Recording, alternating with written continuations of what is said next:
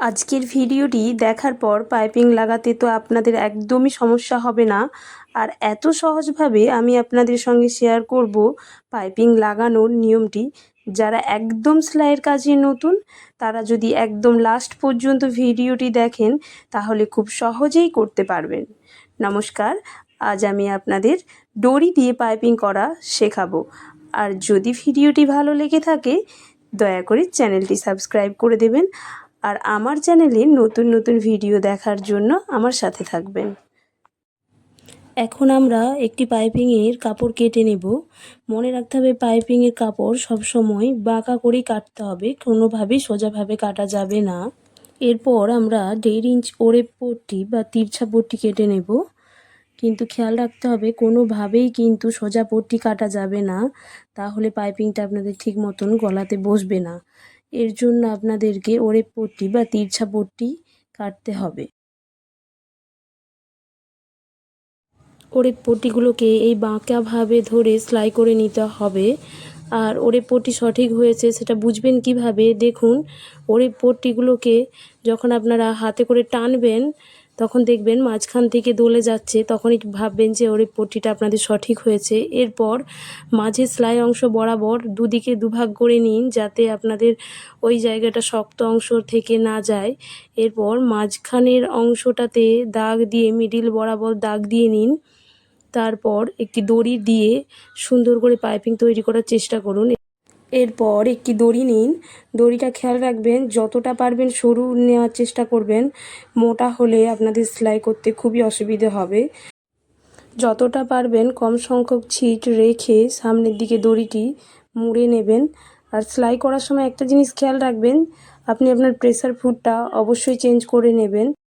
Pressure ফুটের যেদিকে প্রেসারের অংশটি আছে তার অপোজিট দিকে দড়ির অংশটি রাখবেন, তবেই ঠিক করে পাইপিংটি আপনারা সুন্দর করে করতে পারবেন, না হলে সেলাই হবে না।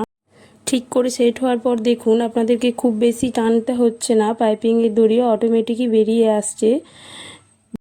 খেয়াল রাখতে হবে কোনোভাবেই যেন সূচটি আপনার পাইপিংয়ের দড়ির সেলাইয়ের ওপরে না চলে যায়। যদি কোনোভাবেও দড়ির ওপরে যায় তাহলে আপনার পাইপিংটি সুন্দরভাবে ফিনিশিং হবে না। এইভাবেই সুন্দর করে আপনার পাইপিংটি আপনি কমপ্লিট করবেন।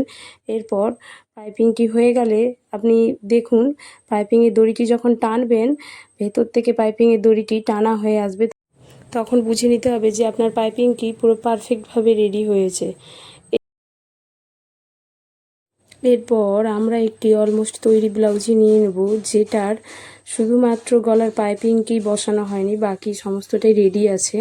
তো আমরা এবার এই ব্লাউজটিতে পাইপিংটি বসিয়ে নেব। চলো দেখে নাও কিভাবে পাইপিংটি বসাতে হবে। খেয়াল রাখতে হবে পাইপিংয়ের সোজা দিক আর উল্টা দিক কোনটা, তো সেই হিসেবেই পাইপিংটি বসাতে হবে।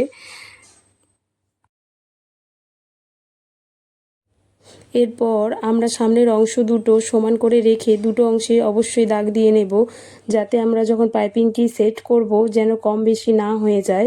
আপনারাও এইভাবেই করবেন, তাহলে আপনাদেরও কোনো অসুবিধা হবে না। এরপর দেখুন আমি পাইপিংটিকে সোজাভাবে রেখে মেশিনের সঙ্গে সেট করে নিয়েছি, আপনারাও এইভাবেই সেট করে নেবেন, তাহলে দেখবেন আপনাদের কোনো রকম কোনো ভুল হবে না, না হলে কিন্তু ভুল হয়ে যেতে পারে, ব্লাউজটি সঠিকভাবে ফিনিশিং হবে না। এইভাবেই আপনাদেরকে পাইপিংটি সেট করতে হবে। হালকা হাতে সেলাইটি করে নেবেন, খুব বেশি টেনে টেনে সেলাইটি করবেন না, তাহলে আপনার ফিনিশিং ভালো আসবে না।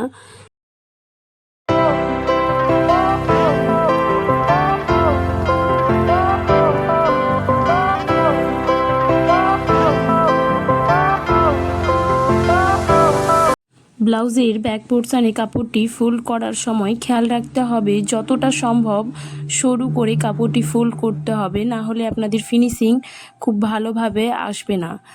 আর আপনারা যদি চান ওটাতে আপনারা হেমও দিতে পারেন, আর যদি চান মেশিনও দিতে পারেন, তবে খেয়াল রাখতে হবে যতটা সম্ভব পাতলা করে শুরু করে আপনাদেরকে কাপড়টি ফোল্ড করতে হবে। আর আমি এখানে মেশিন সেলাই দিয়ে নিচ্ছি, দেখে নাও কেমনভাবে মেশিন সেলাইটি দিতে হয়। এইভাবে স্টেপ বাই স্টেপ আপনারা যদি পাইপিংয়ের ফিনিশিংটি করে থাকেন তাহলে আপনাদের পাইপিংটিও খুব সুন্দরভাবে তৈরি হয়ে থাকবে। আপনারাও আমার মতন খুব সুন্দরভাবে পাইপিংটি রেডি করে নিতে পারবেন। চলুন এবার দেখে নিন আমার পাইপিংয়ের ফিনিশিংটিও কত সুন্দরভাবে কমপ্লিট হয়েছে। আপনারাও চাইলে এরকম ধরনের ফিনিশিং আনতে পারবেন আপনার ব্লাউজে বা জামায়।